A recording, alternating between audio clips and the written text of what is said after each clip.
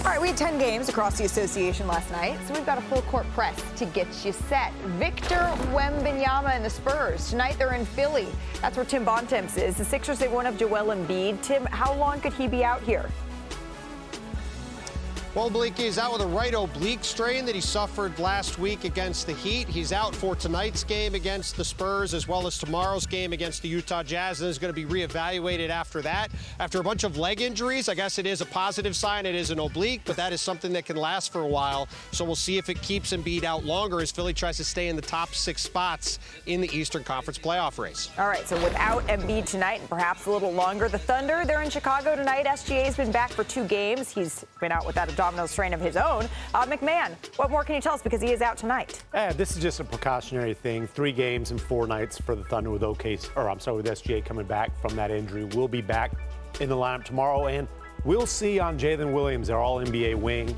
He is scheduled for his official reevaluation later this week with that hamstring injury that they will be cautious with, since he's done that twice this year. Yeah, OKC's still working to get whole here. The Knicks, though, they're in Toronto tonight. They've won 11 straight against the Raptors. Timmy Goodtimes, what are you watching in this one?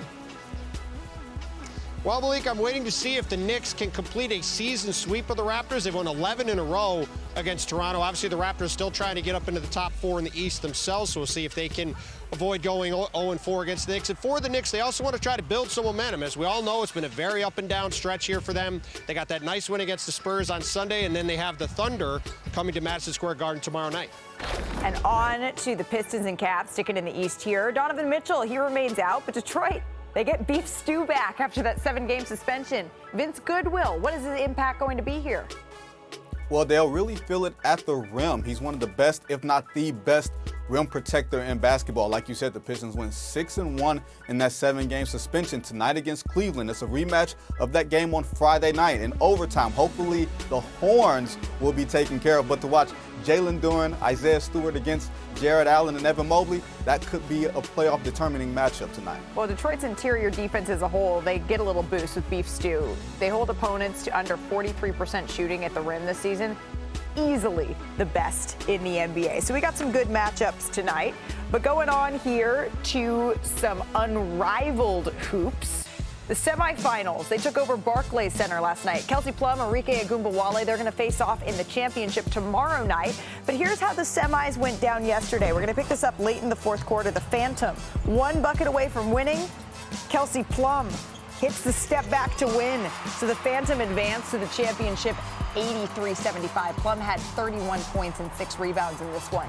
Game 2 was the Breeze versus the Mist here. Arike Ogunbowale and the Mist need a 3 to win. Brianna Stewart finds Arike. You know, going back to college, she delivers. Arike, 21 points. Yes, she does. And the Mist get the win, 73-69, and they advance. So again, we have the Mist and the Phantom in the unrivaled finals here.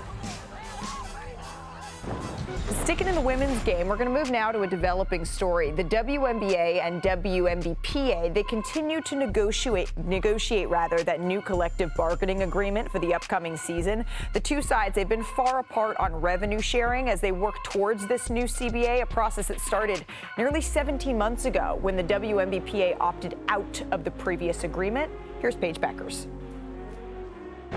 We as players, we don't want to strike. We want to have a season. I love playing basketball. That's all I want to do. But again, there's things that need to be handled, and we want to do it as professionals. We're still not making enough. That middleman potentially still not making enough.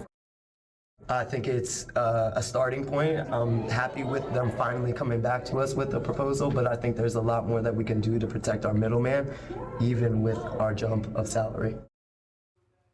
Some really interesting insight there from Natasha Cloud and Paige Beckers here with Ramona Shelburne, who's been covering this extensively. Ramona, we're 7 days away from this new March 10th deadline. So where do the CBA negotiations stand? Well, when you have negotiations, there's A issues, which is the revenue sharing, and then there's B and C and D issues, right?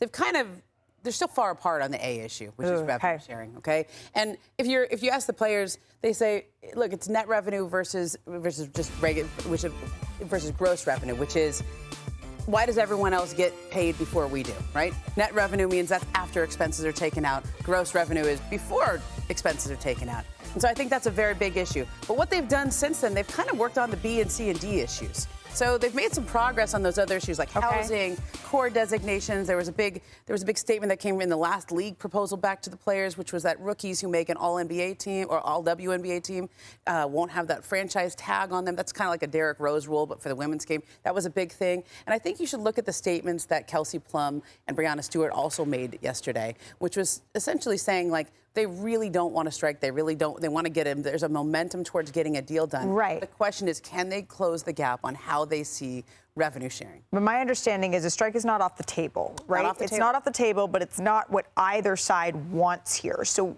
if it does get to that point, what are the players, what is the league weighing? As you said, they opted out 17 months ago. They've planned for this for a long time. They have what they refer to as a lockout fund. It's about $9.5 million, which is revenue from licensing dating back to 2020, that players have been told to plan for a work stoppage, plan to not get paid for a while. There's also this lockout fund that everyone would get a portion of. Because the revenue sharing kicked in for the first time ever this year, they're each going to get a distribution. So the players feel like they are ready if it comes to that. And there's also, from what I understand, a real debate about whether or not the optics are better to strike versus being locked out if they can't come to an agreement. A strike, you lose your benefits. You're the ones who are making that decision. A lockout, that's the league making that decision. And so I think there's a lot of optics that are going to come into play here as we get down to the end. So March 10th is the deadline that has been set here. We're only a week away from that. And as Alexa Philippou pointed out, when I said it felt like there's been several deadlines, is this truly the end-all, be-all deadline?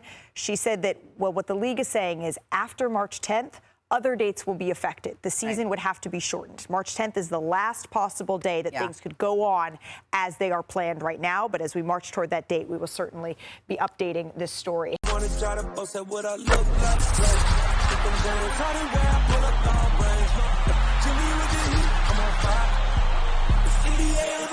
NBA